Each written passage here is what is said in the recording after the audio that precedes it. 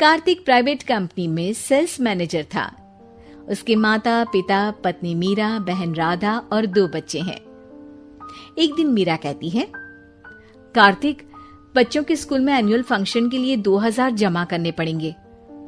अरे अभी कुछ दिन पहले ही तो 10,000 जमा किए थे ना। हाँ, वो तो फीस और प्रोजेक्ट के पैसे जमा किए थे। अभी तो अगले महीने एडमिशन फीस और किताबों के पैसे भी जमा करवाने पड़ेंगे। 40 से 50,000 का खर्चा है। मीरा, इतनी तो सैलरी भी नहीं है मेरी, ऐसे कैसे काम चलेगा? तो मैं क्या करूं? बच्चे को सरकारी स्कूल में डाल दूं? मीरा, तुम जानती हो ना, मैं मुश्किल से 35 से 40,000 ही कमा पाता हूँ। इस घर के खर्चे दिन ब दिन बढ़ते जा रहे हैं, थोड़ा कंट्रोल करो ना। क्या खाना और कपड़े पहनना भी बंद कर दूं? मैं ऐसा नहीं कह रहा हूँ मीरा। तुम जानती हो राधा का भी पोस्ट ग्रेजुएशन पूरा होने वाला है। घर के खर्चों के साथ उसकी शादी की जिम्मेदारी भी उठानी है।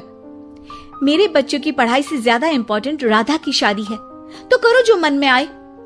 मैं बोझ लगती हूँ तो मैं बच्चों के साथ अपने मायके चली जाती हूँ। तुम्हारी सारी मुसीबतें ही खत्म हो जाएगी। मीरा, मुझसे बहस मत करो। सुबह सुबह ऑफिस जाने के टाइम पर ही कलेश करके दिन मत खराब करो। इतना बोलकर कार्तिक वहां से चला जाता है। तभी, कार्तिक बेटा, ऑफिस जा रहे हो? मेरी दवाइयां लेते आना। और बेटा, बिजली का भी बिल 2 महीने से जमा नहीं हुआ, इसे भी आज जमा करवा देना। जी पिताजी, लाइए बिजली का बिल। 4,600 रुपए बिजली का बिल आया है। माँ, मीरा, राधा, कितना ज्यादा बिल आया है। भैया, ये 2 महीने का बिल है और मैं तो सिर्फ फोन चार्ज करती हूँ। अरे बेटा, मैं तो गीजर से पानी गर्म करने के अलावा मेरे कमरे में एक पंखा और एक लाइट ही तो जलते हैं। मीरा, तो फिर इतना बिल कैसे आया? हाँ, सारा इल्जाम मेरे पर ही लगा दो ना। भाभी, आप भी तो एसी चलाती हो, उससे भी बिजली का बिल बहुत ज्यादा आता है ना। एसी मेरे मायके से आई है और वो भी अब सबकी आंखों में खटकने लगी है। मीरा, अपना मुंह बंद करो और आज के बाद तुम एसी नहीं चलाओगी। माँ, आप भी अपना पानी धूप में गर्म करके नहाया करो। कार्तिक ये कहकर घर से ऑफिस के लिए निकल गया। घर से कुछ आगे जाते ही उसकी गाड़ी पंचर हो गई। कार्तिक को पंचर बनवाकर ऑफिस पहुंचने में लेट हो गया। बॉस ने कार्तिक को अपनी कैबिन में बुलाया। may I come in, sir? Come in. बहुत लेट हो तुम। सॉरी सर, कुछ प्रॉब्लम्स की वजह से लेट हो गया। मुझे कुछ नहीं सुनना। तुम्हारा टारगेट कंप्लीट हुआ? नो सर, अभी बाकी है। क्यों? सर, मार्केट में बहुत रिसेशन चल रहा है, बिजनेस कहीं से मिल नहीं पा रहा। मैं अपनी तरफ से पूरी कोशिश कर रहा हूँ सर। मुझे तुम्हारी कोशिश नहीं चाहिए, मुझे बिजनेस चाहिए। अगर तुमसे नहीं हो पा रहा है तो तुम रिजाइन कर सकते हो। नहीं सर, मुझे इस नौकरी की बहुत जरूरत है। मैं अपनी फैमिली का सिंगल अर्निंग पर्सन हूँ। मेरी जॉब चली गई तो मेरी फैमिली प्रॉब्लम में आ जाएगी सर। इसका ख्याल तुम्हें रखना चाहिए।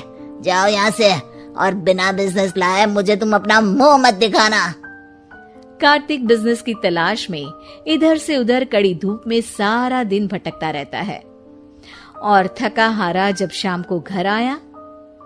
बेटा, मेरी दवाई ले आए और बिजली का बिल भर दिया। अब दवाई लाना भूल गया पिताजी, और बिजली का बिल जल्दी भर दूंगा। पर बेटा, याद से भर देना, वरना बिजली वाले बिजली काट कर चले जाएंगे। लीजिए पानी। बच्चों के एनुअल फंक्शन के लिए स्कूल में जमा करने वाले पैसे लेकर आए? अभी सैलरी नहीं आई है मेरा, और अकाउंट में ज्यादा पैसे भी नहीं बचे हैं।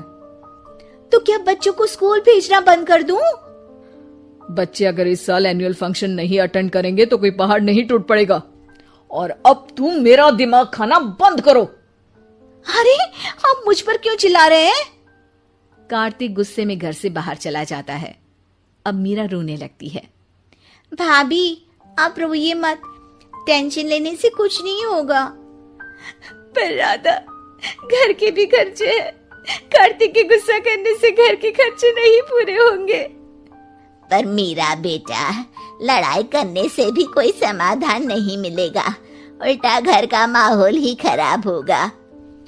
पर मुझे लगता है हमें भी घर के खर्चों में हाथ बढ़ाना चाहिए। मुझे योगा सेंटर में जॉब का ऑफर मिला है, मैं कल से ही जॉब ज्वाइन कर लूंगी।